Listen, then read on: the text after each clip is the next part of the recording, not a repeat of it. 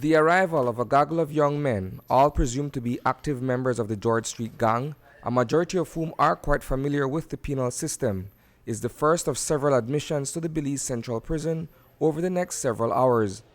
Having served a week in detention at the Queen Street Police Station, the group was whisked off to Hattieville in a tightly packed van led by GSU escort, with klaxons blaring. Not all of them are seasoned criminals, however, as there are those among the 12 men who have not been charged for a major offense. Nonetheless, the gang suppression unit is taking no chances. Weapons at the ready, the perimeter of the prison was secured from within by a team responsible for the handing over. There to receive them were several prison officials, including Chief Executive Officer Virgilio Murillo. What you saw just now is the prisoners being delivered to the prison by the police, and we have a need to, first of all, ensure that there is a valid warrant for their admission into the prison signed by somebody in authority. And in this particular case, they were in company of what we call the emergency powers detention order that was made under the emergency powers regulations of 2018. That piece of legislation seeks to validate their custody, a period which will see them on lockdown for the next 23 days. Joining them, but held separately, are the Ghost Town Crips, which includes members from Banak Street. Both factions have been engaged in a bitter bloodbath. To arrest the ongoing situation between these two groups, what we intend to do is that, in the first instance, we intend to incarcerate these individuals for 1 month. If at the expiration of that 1 month period, they have shown no sign of improvement or that they want to behave themselves, then we intend to take it further. The directive, which allows for these young men to remain in jail on a month-long sentence, comes from the Ministry of National Security. That order is signed by none other than the Honorable Jan Saldiva, who happens to be the Minister of Police and, of course, Prisons. So with that order, I am in a position now to accept these inmates. What we did after verifying those orders, matching them against the individuals that came in the police van, we take them through a search procedure, and that search procedure will go as far as a strip search to ensure that they don't have any contraband on their person, particularly weapons. So, and it is a safety measure, a security measure that we have to take, especially considering the perceived background of these guys. And perhaps that's where it gets a bit unclear. Indeed, there are known underworld figures among them, but the dragnet that has been cast has seemingly had a blanket effect. I have 4 sons. I got 1 son who work for the police as mechanic. I have 3 sons by my side, otherwise out here. Right now, 1 at a prison. The police, they grabbed 1 for last week, Monday, when they start to pick up everybody on the street, Virgin. My son come with me out on Finnegan Market because we wash car out there in the morning time. My son wake up to come meet me out there for wash car.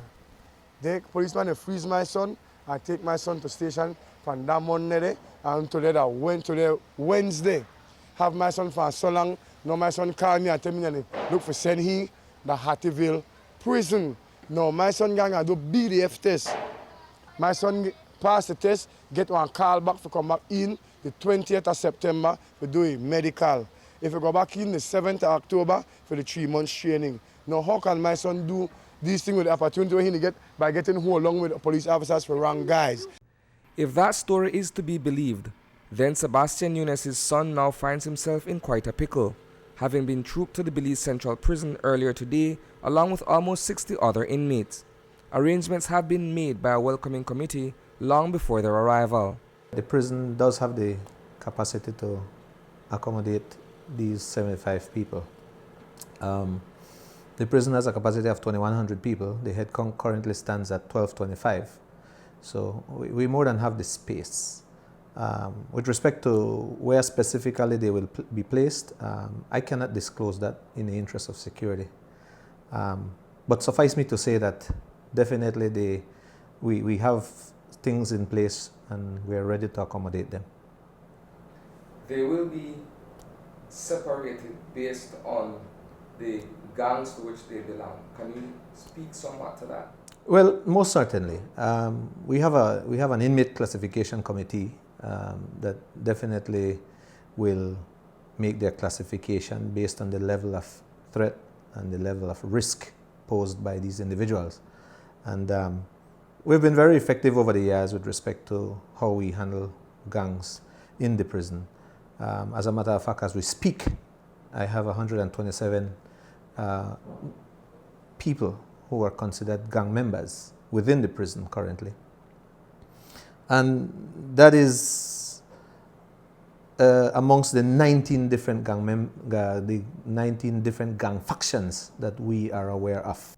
Of that number, 47 are convicted and 80 are on remand.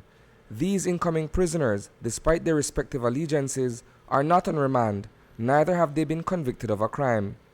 They are virtually in limbo behind bars, since the prison is only divided into the two aforesaid sections. Really and truly, I don't know how to classify these 75 people that are coming. I don't know that, I'm not too sure that they will fit into the remanded category or the convicted category unless they were charged with an offense.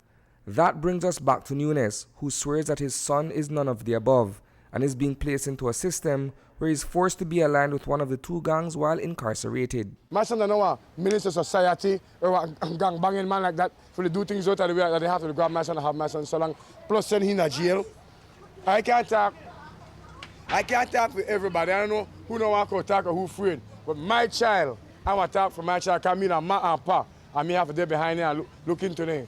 But my son don't do no wrong on the sheet like that. Reporting for News 5, I am Isani Cayetano.